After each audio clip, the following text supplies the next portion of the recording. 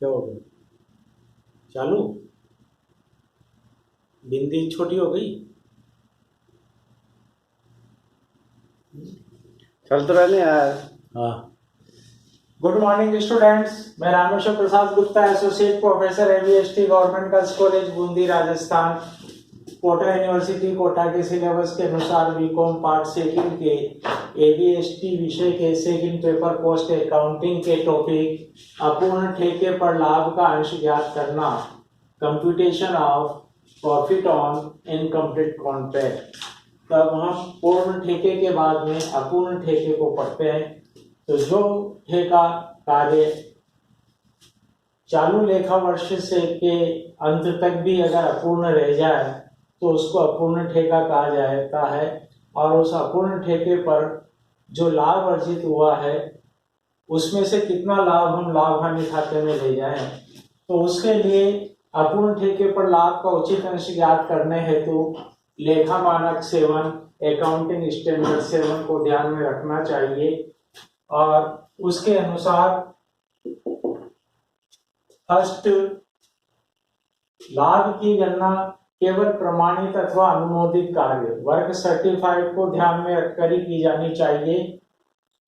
अप्रमाणित कार्य का मूल्यांकन तो उसकी वास्तविक लागत के आधार पर किया जाना चाहिए, यानी कि हम प्रमाणित कार्य का ही मूल्य लेंगे, अप्रमाणित कार्य का तो हम केवल लागत लेंगे, कॉस्ट लेंगे।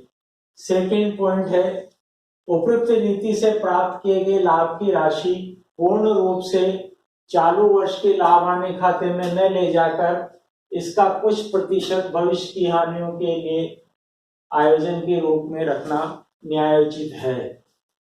यानी कि जो भी हमने लाभ अर्जित किया है अपूर्ण ठेके के ऊपर, उसका उस स्थान में भविष्य की हानियों के लिए आयोजन के रूप में रखना होगा और शेष राशि ही हमें लाभ हानि खाते में क्रेडिट करनी होगी। थर्ड पॉइंट है कि लाभ हानि खाते में हम कितनी राशि ले जाएं, तो उसके लिए है कि यदि ठेका मूल्य का 1/4 से कम कार्य ही प्रमाणीकरण हुआ है, यानी कि ठेका मूल्य के 1/4 से ही 1/4 से भी कम कार्य का प्रमाणीकरण हुआ है, तो फिर लाभ की गणना करना उचित नहीं है। अर्थात जो भी लाभ होगा उसको आयोजन के रूप में रखा जाएगा। अर्थात चालू कार्य का मूल्यांकन प्रमाणित कार्य एवं अप्रमाणित कार्य दोनों की लागतों के योग के आधार पर कर लिया जाएगा। अर्थात लाभ का कोई भी अंश लाभ हानि खाते में अर्जित के रूप में नहीं ले जाया जाएगा।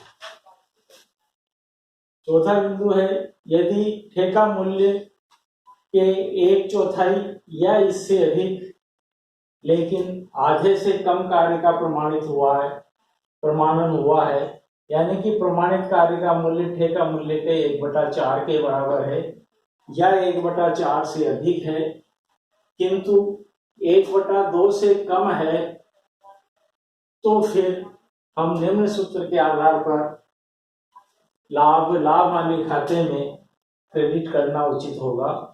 तो इसका फार्मूला है profit to be taken in profit and loss account बराबर नॉशनल प्रॉफिट, यानी कि हम मूल्य में से लागत घटा करके और नॉशनल प्रॉफिट ज्ञात करेंगे। उस नॉशनल प्रॉफिट का 1/3 हिस्सा हम ले जाएंगे और वो भी नगद प्राप्ति के आधार पर कि प्रमाणित कार्य के मूल्य का हमें कितना प्रतिशत नगद मिला है। तो नगद में अर्जित लाभ को ही हम अर्जित के रूप में लाभ हानि खाते में क्रेडिट करेंगे।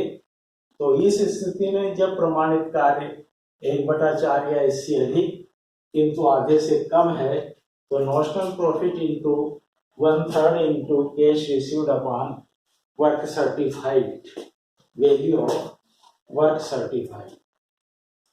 पांचवा बिंदु है, यदि ठेका मूल्य के आधे या आधे से अधिक भाग का प्रमाणीकरण हुआ है, यानी कि प्रमाणित कार्य का मूल्य ठेका मूल्य से आधा है या आधे से अधिक है, तो निम्नलिखित सूत्र से हम लाभ की गणना करके लाभ हानि खाते में ले जाएंगे।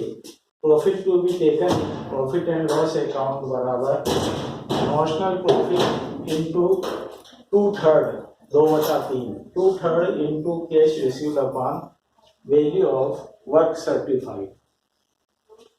और फिर अगला बिंदु है, यदि ठेका कार्य लगभग पूर्ण होने वाला है, यानी कि लेखा अवधि तो समाप्त हो गई है, किंतु आगामी महीने 15 दिन में ठेका पूरा होने वाला है, यानी कि लगभग पूर्ण होने वाला ठेका है, तो ऐसे ठेके के ऊपर लाभ हानि खाते में ले जाए जाने वाले लाभ की गणना हम अनुमानित लाभ के आधार पर करेंगे, एस्टिमेटेड प्रॉफिट के आधार पर करेंगे।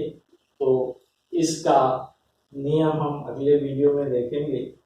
और फिर है 7वां बिंदु, यदि अपूर्ण कार्य पर लाभ के बजाय हानि होती है, लाभ के बजाय अगर हमें हानि होती है, तो उस स्थिति में जितनी भी हानि होती है, पूर्ण हानि को लाभ हानि खाते में ले जाकर अपलिखित कर देना चाहिए, संपूर्ण हानि को वास्तविक हानि मान करके और प्रॉफिट एंड लॉस अकाउंट में डेबिट कर देंगे।